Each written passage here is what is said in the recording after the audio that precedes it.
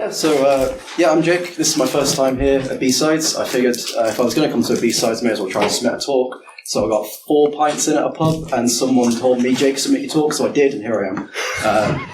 So a good way to start, I guess. I'm just going to go over a little bit about me since it's my first time here. So I'm a student at the University of York. I'm on my placement year currently. I'm the treasurer of CyberSoc. It's my 3rd year on committee, and I'm also the president of the Mess and Alternative Music Society, if it wasn't already obvious. So it means I do stuff like this for CyberSoc. I deliver talks. I've done talks on sort of like Monero, and this one's about privacy. I'm like the resident paranoid person for CyberSoc, going on about make sure that you diversify your services and that kind of thing. And then I also get up to stuff like this in my free time. I attend a lot of music festivals, and that's kind of like the focus of the Fringe is trying to embrace the alternative culture and build an alternative culture in a city that really doesn't have too much of it. York is very, very much... It's got a couple of venues, but we're trying to like nurture the community that we have. So when I'm not doing stuff like this, I'm working as a cyber threats intelligence intern at Cyjax. And that is a lot of words that means nothing. They are all buzzwords. What it really means is I read a lot of things every day, I write reports every day, and then I do research. I don't know why they have so many buzzwords in their job titles, honestly. And here's one of the things that got me the job. So I wrote a paper on how blockchain analysis falls apart with Monero. Monero is a privacy-focused cryptocurrency for anyone that doesn't know.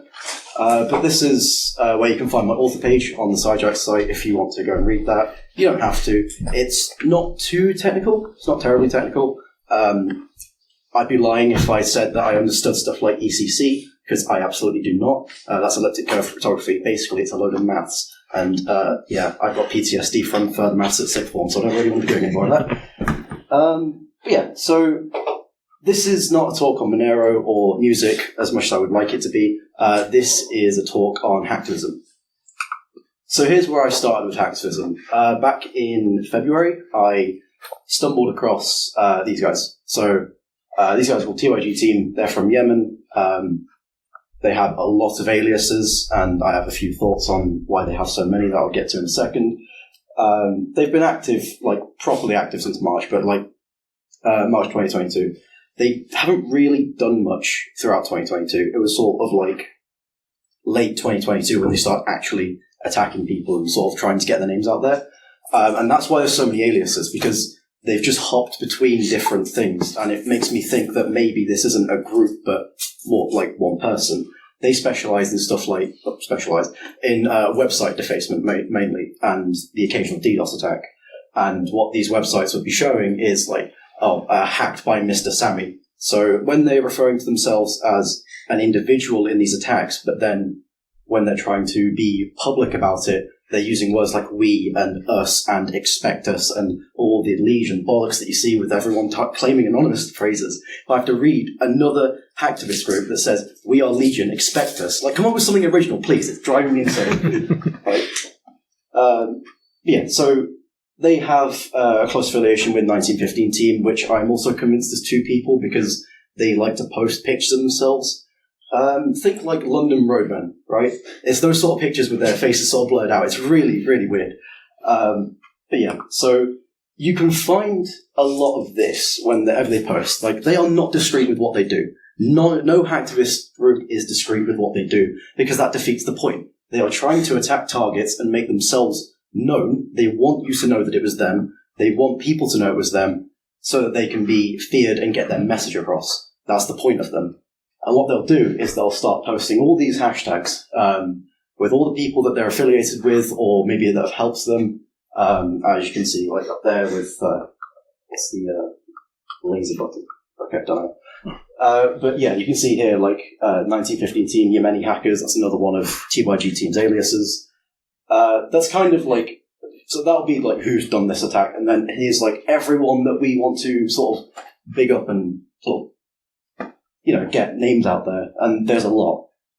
Now, the way my brain works is annoying in some senses. I will get very, very interested in a topic, and then I have to know everything about this topic. So as soon as I started seeing posts like this, I was like, right, there's 17 more groups here. Shit, now I have to look at them all. So I've gone through a bunch of them. I have read thousands upon thousands of Telegram chats every single day for the last 6 or 7 months. And yeah, it's been a bit mental. This is a small snippet of a larger graph that I created, and I don't expect you to be able to read that. I can't read it from here. My eyesight's terrible. But yeah, you can see I'm going to move around here. So you can see TYG team here. They were very handy and left a blogspot website, which led to a link tree, which led to a bunch of little socials for them. These groups do like to have their socials. So Telegram is primary for them. It just has been for a while. But some of them do have Twitter or Facebook groups or whatever, which is interesting. They're just trying to make themselves known, really. You can see groups here like Galasec, and then you have campaigns. So these campaigns are how they track activity. So what will happen is you'll get a group of people that will turn around and go, right, we don't like this particular country. We don't like what they're doing, or they've said something that's bad against our country. So let's start a campaign. And originally, they're very original with the titles. It is op country every single time. So it makes it difficult to separate individual campaigns, since there's been, I think, about 20 op Indias since 2012. So, yeah, it's meant to be a way of tracking activity, but in reality it gets very, very confusing very, very quickly. And honestly, me standing up here rambling like this it is like this, right? It just is an absolute mess, right? But that's what we're trying to do today, is we're trying to break down the mess and sort of explore hacktivism now, hacktivism what it used to be, and hacktivism what it is becoming with the changing geopolitical climate, I guess, is the word. So I've separated hacktivists into 3 subcategories. So you've got your true hacktivists. So as an example, does everyone remember the 4chan raids? Specifically the 4chan raids where they attacked Scientology. So that is an example of true hacktivism. It is a collective of people where they go, we don't like this thing because we think it is morally bad. So we are going to do something about it and do something to try and stop this thing because it is morally bad, even if their methods are questionable. That's kind of like true hacktivism. Pseudo-hacktivists are you groups that are right, we don't like this thing and we know that people don't like this thing, so we're going to attack them. But then we're also going to attack these guys for the sake of it, and also join us because we don't like these things. And, oh, you've joined us now, so come and help us attack these things. They kind of branch out and become almost an APT. The thing that they try and do is they try and leverage the idea of hacktivism and the glory and the martyrdom of hacktivism to these guys, and to try and recruit more people to become an APT. That's what the pseudo-hacktivists are. And then you get the anarchy hacktivists. These guys just want to get everything. They hate all governments, regardless of who you are, and they just want to break shit and delete things and cause chaos for the sake of causing chaos. Hacktivism is a bit loose, but it's what they kind of refer to themselves as, in a sense. So I'm going to just take you through some of the groups that I've been looking at, and this should help to understand the change in how hacktivism has been over the last year or so. So, Anonymous Sedan. Anyone heard of Anonymous Sedan? Yeah, very, very famous in the last year. They have done a lot, and yeah, it's been annoying to track them. Origin there is Sudan. People debate this because of their ties with Killnet and Russia. I believe that they are most likely getting some sort of green light or state sponsorship from Russia based on some of their attacks. And I'll talk more about state sponsorship and hacktivism in a bit. But these guys started out relatively small and somehow exploded. They're huge. I think their Telegram has either 5 or 6 digits, which is insane for it. Yeah, they've been very, very active in Op Israel. Anyone guess which country that was targeting? And Op Kenya specifically. So Op Israel, I can't remember what kickstarted it, but it was something to do with how, I think it was actually the Palestine stuff, actually, that kickstarted this. And they got involved because it was happening, it was very recent, and it's one of those things of like, right, we disagree with what's going on, we're going to attack based on our cause and our beliefs, but also, this is prime time for us as a group to get ourselves known. If we can attack some big targets, we can get ourselves known, we can make ourselves feared, we can maybe make some money. That's what these guys kind of do. They also attacked Microsoft, allegedly. I'm not sure if that was proven, but that was a few months ago. They mostly just try and do DDoS attacks. So they'll partner with some other like botnets for hire and that kind of thing, and they'll just throw like as much firepower as they can, try and take some services offline for an hour. They don't really like have any lasting damage, is the thing. I can't think of any case that I've looked at where any of the targets have had lasting damage. They're an annoyance, but they're one of the most famous annoyances that I've looked at. Next we have UserSec. Yes, this is a very, very blurry image. It's straight from the Telegram profile picture, so the blurriness is their fault, not my fault. That's the story and I'm sticking to it. They're from Russia. They don't really have any aliases. Again, it's kind of uncertain like when they sort of became active, because they were kind of there, kind of not. They sort of got involved in NATO and like targeting NATO very, very, very quickly. So they went from a group that had maybe a few members to, in a matter of a few months, being a group that was now attacking government-related entities and anyone affiliated with NATO, really. They are also part of Killnet, and they do stuff with Anonymous Russia sometimes.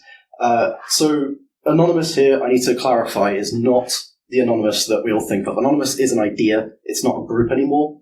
Like the original group was like the 4chan Raiders.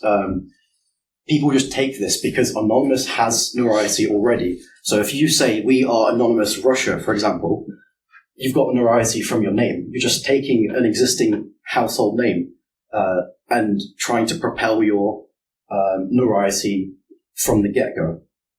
It's much better than something like UserSec. That's just a generic name, whereas Anonymous Russia, it's like, wow, Anonymous, we know Anonymous.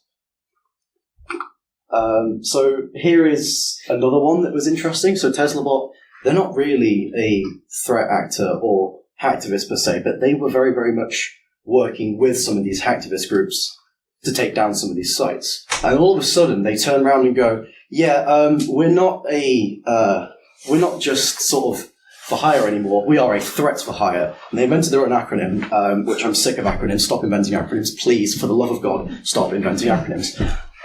But yeah, they say we are a threat as a service now, and we are going to get involved in the Russian-NATO conflict, and we're going to sort of change the game. It's a very long-winded of saying we're being paid by the Russian government now. We're going to help you guys out in this conflict.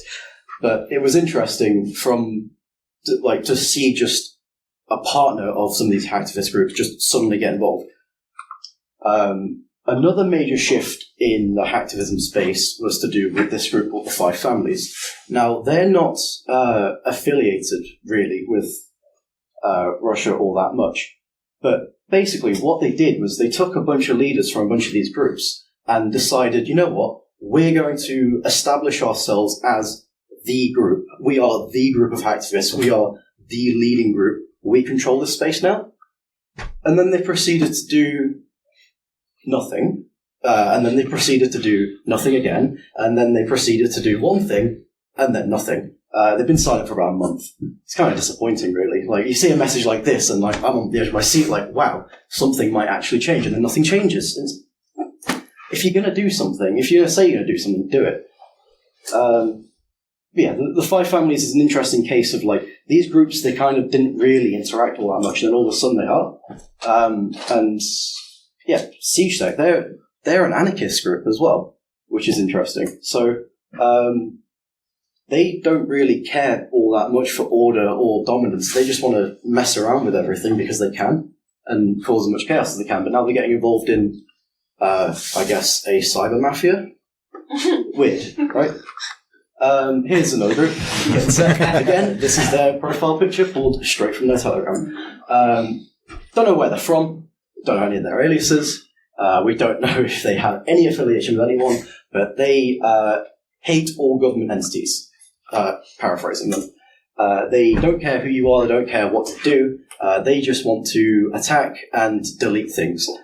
They went into, I think it was a Bangladeshi government thing recently. They went in, went, haha, we're in, also we've nuked it, good luck.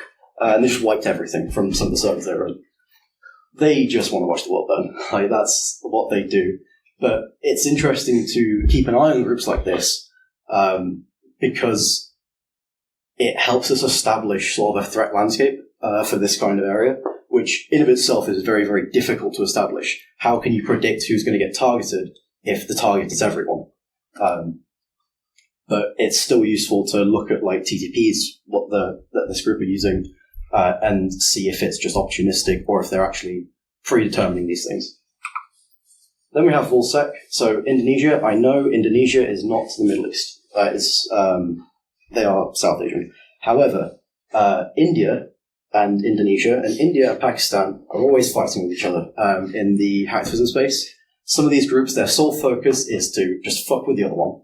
Like, that's all they do. I read so many different things on a daily basis of just, we're attacking these guys because they said something about us, so now we're going to attack their governments and some of their agriculture industry and telecoms, because why not? Let's do it. They also, these guys don't do it so much, actually, for Volsec, but people like Indian Cyber Force, they're always attacking Indonesia.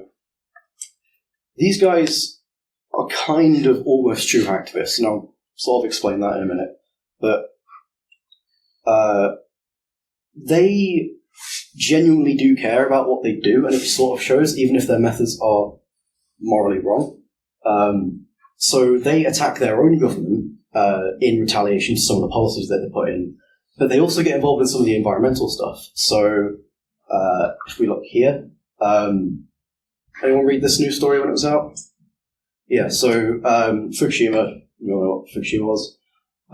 They have been treating their water, and it is below the safe levels, or reportedly below the safe levels, well below, start releasing it back into the ocean and stuff. And in response, Volsec went, right, we're going to attack you with whatever we can and however we can, because we don't agree with this. So some of these groups do establish a code, and it is important to distinguish between the groups that establish code and distinguish between the groups that say they establish code and are actually just trying to profit off of ongoing issues in the world.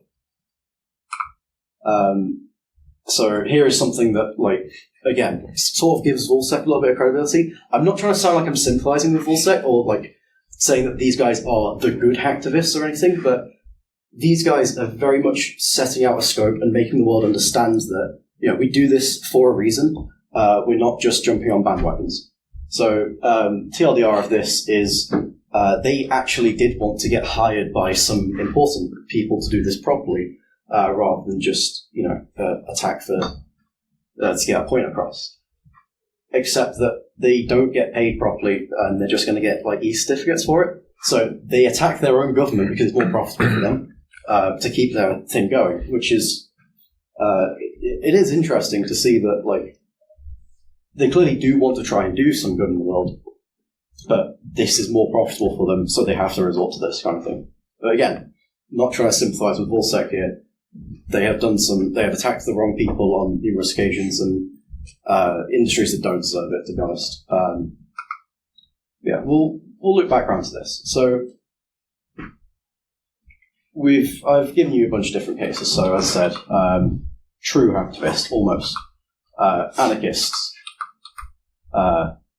pseudo-hacktivists, right? Pseudo-hacktivists.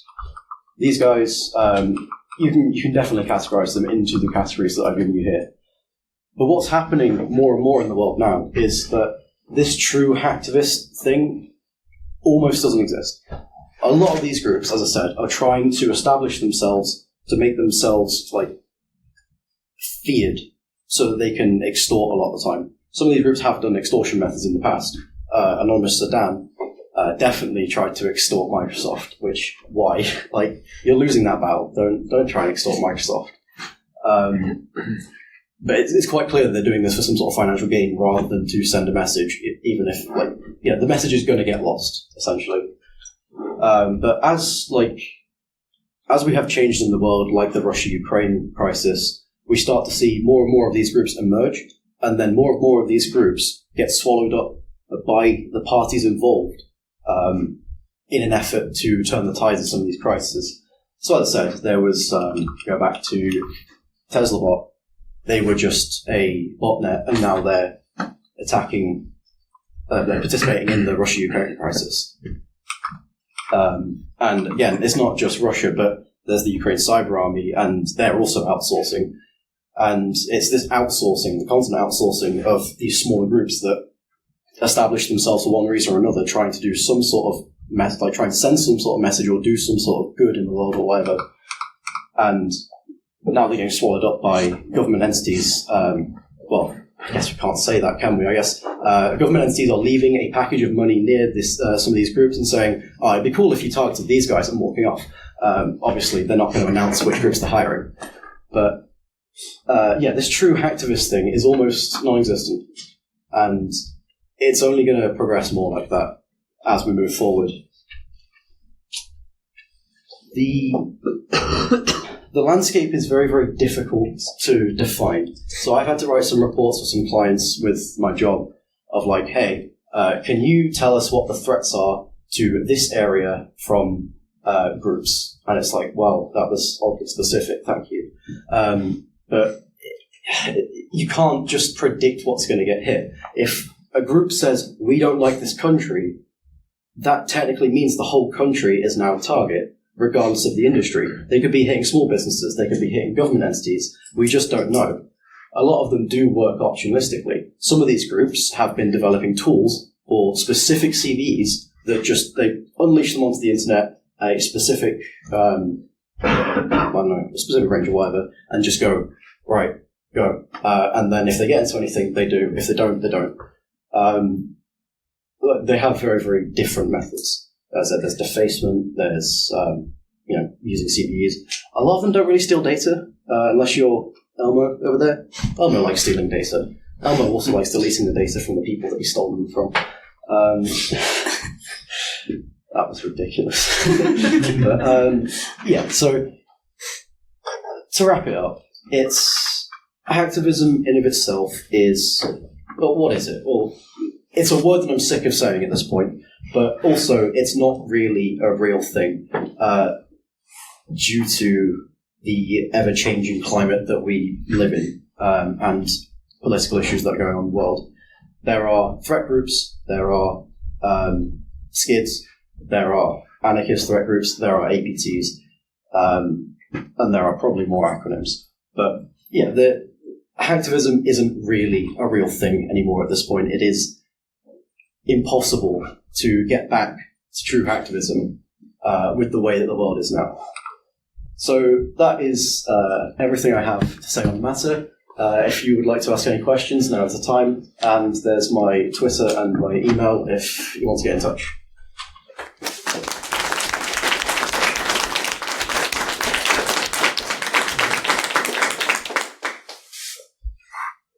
Any questions? Do you think Anonymous Sudan is actually a KillNet project then? Or what's your thoughts on them? So, the thing is with Anonymous Sudan is it's weird, because they existed before, like well before they established themselves as part of KillNet. You'd think if it was a KillNet project, they'd establish themselves with KillNet straight away, and say do a few smaller attacks and say, hey, we've been picked up by KillNet. But it took a very long time, I think it was about 4 or 5 months from when I was looking at them, for them to be picked up by KillNet and start doing attacks with KillNet. But also, they do a lot of attacks that have nothing to do with Russia or KillNet, which makes me question the whole thing of, is it a KillNet project, really? Because we can't say for certain, because we're not going to ever get told that information. And if you do get told that information, don't accept tea from anybody. But, yeah. But we can't really know for certain. But I personally don't think that Anonymous Sudan was a KillNet side project. I think they were just a group that got themselves affiliated with KillNet very, very quickly because of their rapid expansion. In your role in the CTI, is there a threat actor or group that irritates you more than the rest that you deal with? Like you see them from a foreign force and they just irritate you immediately, and why? So, like a specific threat actor, or okay. So, Who's your least favourite? wish we could turn it on its head and I could say my least favourite client, but I can't say that. My least favourite threat actor for a while was Anonymous Sudan because of just the frequency of stuff coming through. It's like, I'm tired of reading this report and I'm tired of seeing this security team say this thing about Anonymous Sudan, which is very clearly incorrect. But yeah, I mean, to go off a little bit of a tangent, but these guys on, I will not name the security firm that did the report, but they said these guys were state-sponsored. To which these guys absolutely ripped the shit out of them in the Telegram for immediately after. But that was quite amusing. It was just, you see this thing all the time where people sort of like miscategorize things because they jump to conclusions, and that was a very, very reaching conclusion. But yeah, Anonymous were very much someone that I did not appreciate the volume of messages that I had to read through. Any more questions? Yeah, what kind of got you inspired into going into more threat intelligence side of things? So I came to uni not knowing what I wanted to do, as a lot of people did. So I came to uni, I picked computer science because I was good at it at GCSEs and A-levels, and it was an interest. And I picked the year in industry pathway because my logic was, if I end up as a software engineer for a year, it's a year experience, I don't care. And then I sort of discovered CyberSoc, and I kept up with news a lot of the time for specifically tech-related news. And I remember that sort of my first into it was looking at the Silk Road and the Dread Pirate Roberts case, and just being able to like watch a bunch of these video essays and read through like the manuscripts of the chats and everything. It was just fascinating. So I think when I came to uni and I found CyberSoc, it sort of like reignited that passion of research. And that's how I got into doing sort of more research. Like, there's no specific area that I like doing because my brain doesn't work like that. It's just, does this interest me? Yes, cool, I'll focus on this for a while. Hence, Monero and Hacktivism, they do not go together, but they're just two areas that I've looked at. But yeah, it's just about the enjoyment of doing research, I guess. That's kind of what got me into this role. Where would you put the sort of crowdsourced cyber attacks such as like ITR in Ukraine?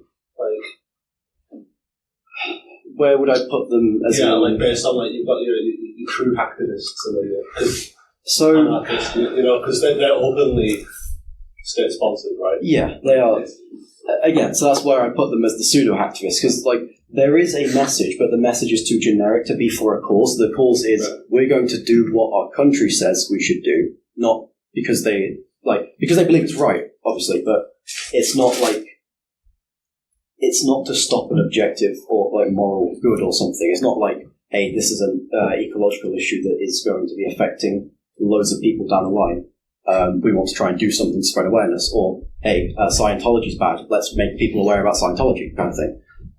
It's another form of warfare at that point, and at that point you can't consider them hacktivists, I wouldn't say. I think they just use the guise of hacktivism to just as a means of like, hey, it's not real warfare, so yeah, it's kind of just softening the blow of terms, really. Any more? Cool. Let's give Jacob a class.